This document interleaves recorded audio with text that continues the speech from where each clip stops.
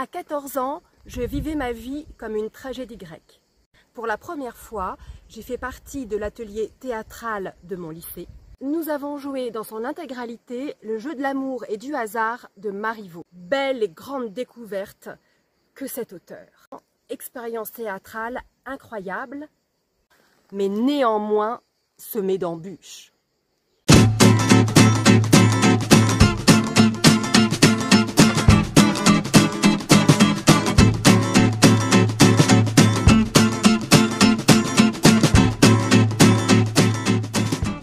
Ah, Marivaux, le théâtre du XVIIIe siècle, son analyse fine des sentiments, ses héroïnes déterminées et brillantes. Je jouais le rôle de Lisette, une suivante, qui échange de rôle et de robe avec sa maîtresse Sylvia. Sylvia, déguisée en suivante, veut étudier tranquillement son futur époux pour savoir si celui-ci sera fréquentable. Les débuts et les répétitions s'annoncèrent difficiles. Mes futurs partenaires étaient des grands de première qui avaient 16 ans, qui ricanaient entre eux et m'ignoraient royalement.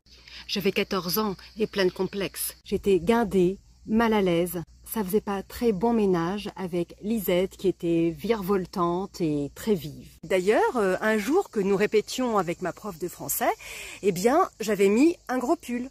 Et j'étais toujours aussi guindée.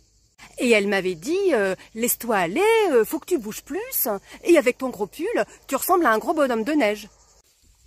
Elle me traitait de grosse, c'est ça? Parce que dans les années 80, le culte de la minceur régnait en maître. Et si j'étais aussi coincée, c'est parce que j'avais de nombreuses scènes de séduction avec mon partenaire masculin. Même les baise-mains et se tenir la main étaient pour moi une vraie épreuve. Mais je me suis accrochée. Le théâtre, j'aimais vraiment ça. Je me sentais de plus en plus à l'aise. Je nouais des relations de plus en plus sympathiques avec mes partenaires. Les choses ont commencé à aller mieux. Et le spectacle prenait forme peu à peu. Nous avons découvert nos costumes et nos belles robes du XVIIIe siècle. Notez qu'au début, je portais juste une robe de soubrette et ensuite, je portais une robe de maîtresse et d'aristocrate pendant toute la pièce. Une robe de princesse, quoi. Et oui, le mythe de la princesse avait encore de beaux jours devant lui à cette époque. À l'approche des représentations, nous répétions de plus en plus dans les vraies conditions du spectacle. Nous faisions des filages, c'est-à-dire que nous jouions la pièce dans son intégralité, avec décors et costumes. Et puis sont arrivées les vraies représentations. La première, la toute première. Là, je dois dire que mes souvenirs sont devenus un peu flous. J'avais le trac, une peur immense.